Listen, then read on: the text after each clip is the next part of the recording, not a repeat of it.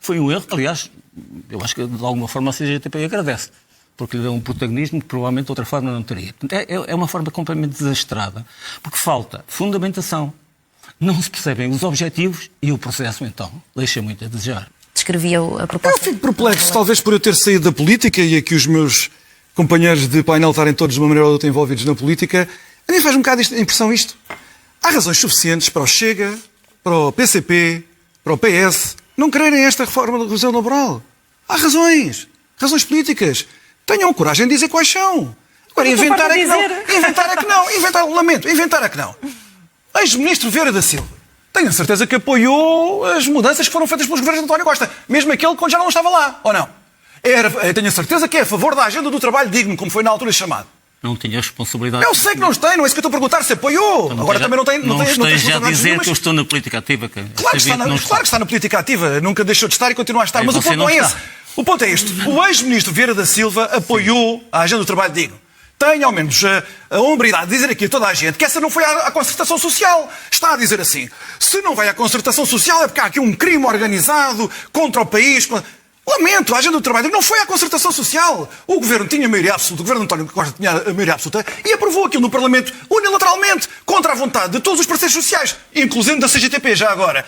E não teve menos legitimidade para o fazer. Eu não estou a dizer que António Costa foi um traidor, que fez ali uma violação dos direitos, pôs em causa a Costa. Teve toda a legitimidade. Nós somos uma democracia liberal, onde, de facto, quem decide estas coisas é o Parlamento. E o Presidente da República, se quiser vetar. Nem sequer, não é concertação social. E, na altura, o governo que Vieira da Silva tanto apoiou e aplaudiu, fez uma coisa bem mais grave do que este governo. Agora lamento estar aqui a ouvir a dizer que não há negociações, que isto é um processo não sei o quê. Bem, mas o governo de António Costa fez muito pior. Tem todas as razões para chegar aqui e nos dizer assim, este artigo é mau porque desprotege o trabalhador. O outro é mau porque destrói o tecido empresarial. O outro porque viola a Constituição. Tem todas as razões para chegar aqui e impor isso. Agora, inventar. Vieira da Silva, tem com tantas responsabilidades políticas que teve no país, não precisa disso. Já agora, a CGTP. A CGTP está fora das negociações. A CGTP, eu ouvi-vos em silêncio, por favor. A CGTP pôs fora das negociações imediatamente. Imediatamente. Agora dizer... E a CGTP tem todo o direito de não querer negociar. A CGTP tem todo o direito, como uma confederação sindical, que sim representa muita gente neste país, muitos trabalhadores neste país, tem todo o direito de dizer assim, isto é, de cima a baixo, uma afronta àquilo que nós consideramos que são os direitos dos trabalhadores e os valores de uma democracia social. Tem todo o direito.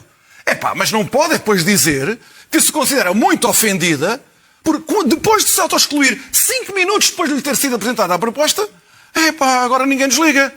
Quer dizer, que loucura é essa? Há mais do que razões para se poder dizer que não... Agora, já um último ponto.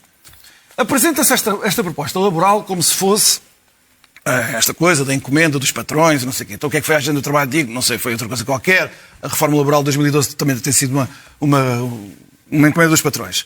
Mas há aspectos aqui que foram consensualizados pelo GT, que o GT aceitou, que são favoráveis aos trabalhadores. Portanto, volto a dizer, há razões para as pessoas dizerem assim, a esquerda dizer, e eu chego, nós não queremos isto e não vamos estar a favor. Agora dizer que isto é uma violação dos direitos dos trabalhadores de alto a baixo, que isto é um retrocesso... Na questão da licença da parentalidade, isto é benéfico para o trabalhador. Na questão dos trabalhadores das plataformas digital, estas visões são benéficas para o trabalhador. Aliás, até o GT concordou com isso. Dos trabalhadores mais desprotegidos deste país, Vieira da Silva e Miguel Tiago devem saber isto, são os trabalhadores com contratos intermitentes. Julgo que estamos de acordo. Isto protege os trabalhadores com contratos intermitentes e leva à proteção dos trabalhadores com contratos intermitentes que nada dos antecedentes no Código Laboral permitia. Não vale a pena inventar, é só isso. O que o Miguel Morgado exemplificava, não é assim que pensa, não ajuda o trabalhador a ter esse vínculo. Eu não participarei aqui em nenhum espetáculo mediático. Não é espetáculo, o espetáculo estava a vir. Obviamente que, eu disse há pouco, que esta atitude do Governo e esta proposta e o processo têm 3 pecados. Não há fundamentação para as medidas propostas. Não ouvimos falar de um número, de uma realidade do mercado de trabalho que justifica estas alterações. Não tem fundamentação. Não se sabe qual é o... Não justifica isso? Não justifica isso? Os contratos intermitentes não justifica isso? Não justifica? Estou-lhe a perguntar. Aumentar a licença de parentalidade não justifica? Não se justifica? Posso continuar? Sim. Posso continuar? Primeiro, falta de fundamentação. Depois, falta de objetivos claros que possam ser avaliados no futuro. E depois o processo. Eu estive-me a falar do processo, penso que o processo é interessante. Não sei, é importante. Não sei se a agenda de trabalho digno foi a acusação, penso que sim, mas não quero discutir não isso. Sabe. Não quero discutir. Não sabe. Ouça, a sua posição acerca da interrupção mantém-se? São factos. Mantém-se? Mas não pode dizer uma coisa dessa, dizer que não sabe. Se vamos falar de causas, o que é que a senhora Ministra várias vezes afirmou como grandes objetivos desta pretensa reforma? Promover a negociação coletiva. Ouvia ela dizer isto. O que é que acontece na proposta?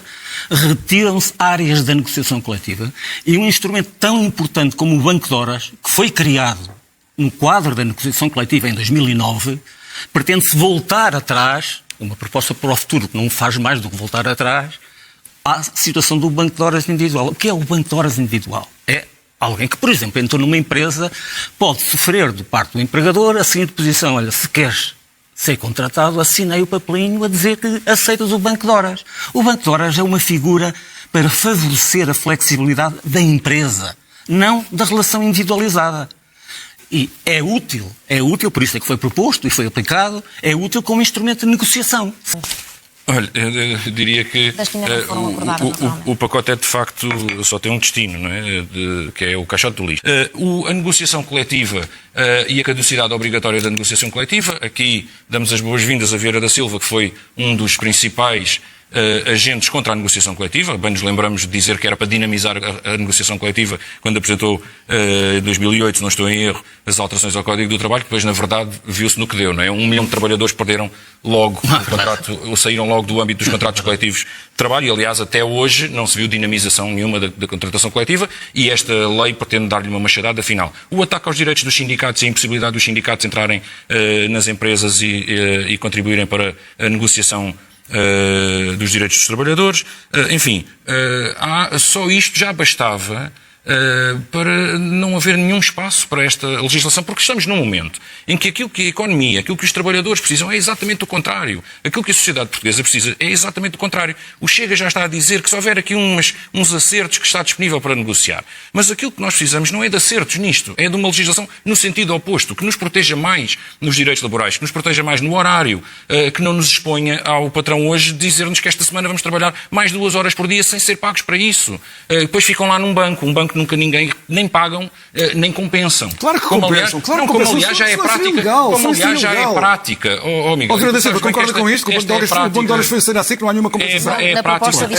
Há uma compensação no tempo, se não existir, não se paga. Não paga horas extraordinárias. Não paga horas extraordinárias, mas há compensação de outras maneiras. É está previsto na lei. Não há pagamento de trabalho extraordinário. Claro, não, mas tem compensações de outra maneira. Paga horas normais, são horas normais. Tu és obrigado a ficar lá e pagas as horas normais. Ou então e tu não podes dizer que não. Tu não podes dizer que não. Não pode dizer que não, está na lei. Não podes dizer que não.